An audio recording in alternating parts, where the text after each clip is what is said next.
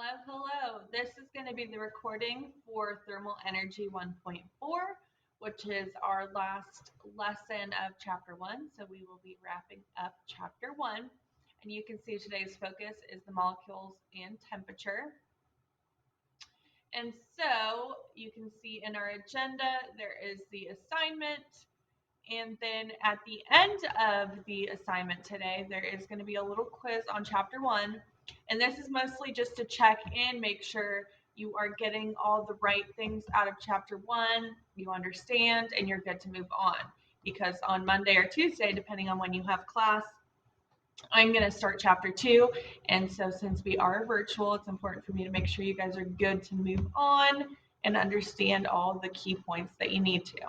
And so when you click on that assignment, you're going to see that there is a warm-up, and the warm-up is referencing the article that we looked at last class, and it was the absolute zero reading.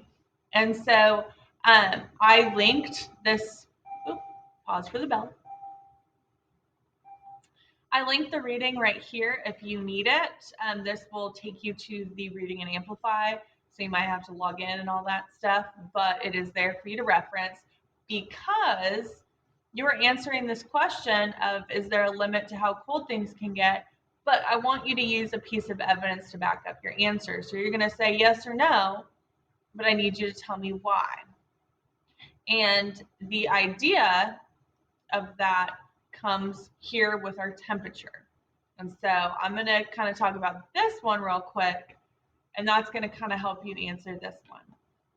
And so with this one, I showed this little video clip, and usually the sound doesn't pick up very well on these Screencastify videos, but I'm going to try, kind of have it hooked up a little different, so I'm going to see if this works.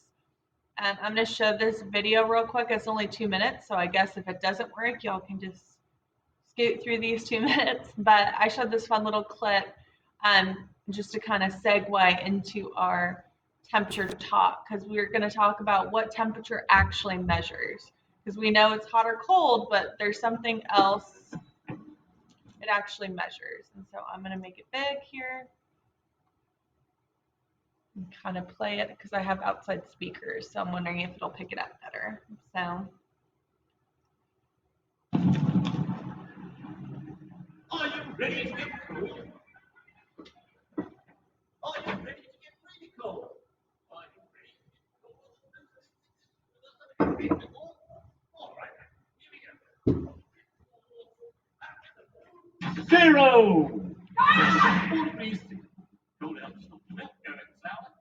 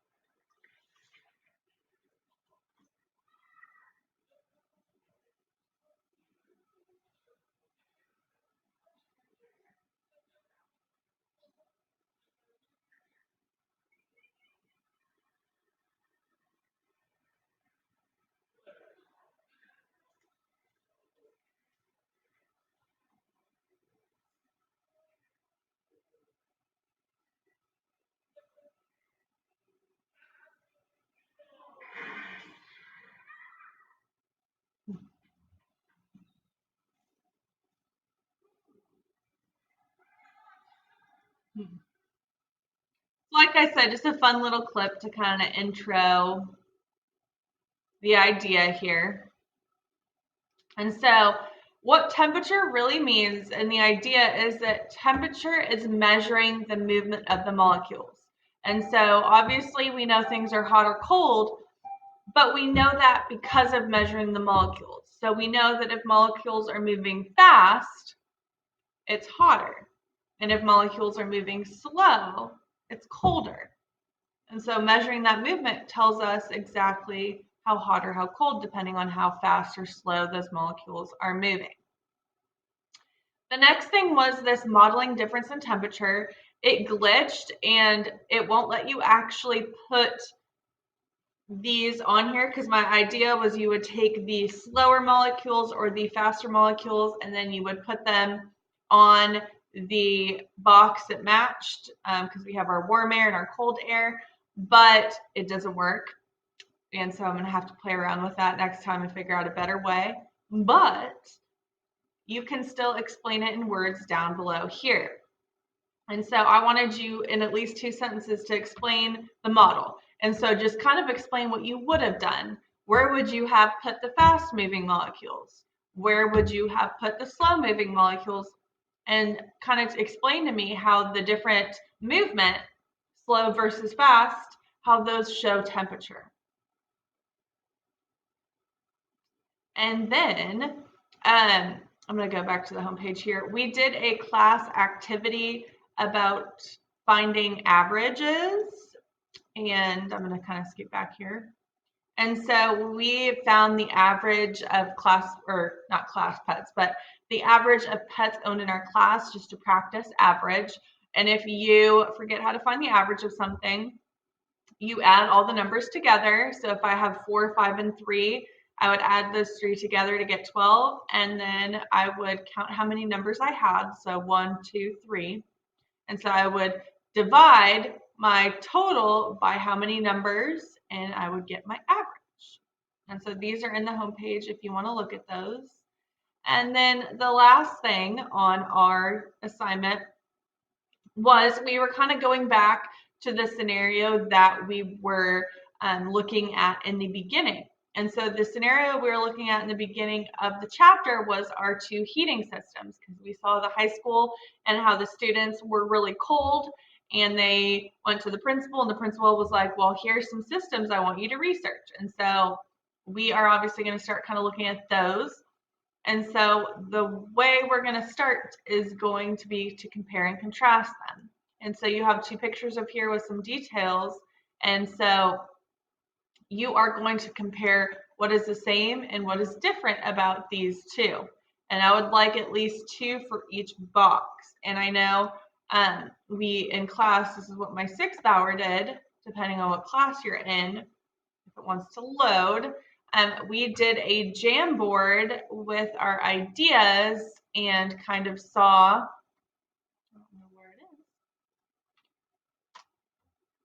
Oh man, got written all over.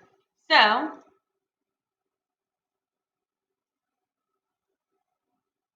the idea, we put some ideas in there. And even though they got covered, I guess I won't show those because someone defaced it after we were done with it. So the idea was that we have our 2 systems. Obviously, they are both heating systems. They both use water, but some differences we noticed is that the water heater has a warmer temperature of 39 degrees Celsius, and the pump down here is 30 degrees Celsius. And then we noticed that the water heater had less water and the groundwater had more. Both systems pump water throughout the building. One system pumps it and reuses it. This one pumps it through and then back out. So this same water is used throughout, whereas this one is using new water every time. And then based on this information, you're going to decide at what heating system at this point you think would be the best to use. And obviously we got more to go and we're going to kind of continue investigating, but at this point, what are your thoughts? And then that is it for this assignment, and you'll turn it in. And then there is the chapter 1 quiz here that you need to take ASAP. And that is in a Google form, so it'll shoot back your score as soon as you're done, but that needs to be done ASAP. And then that's it.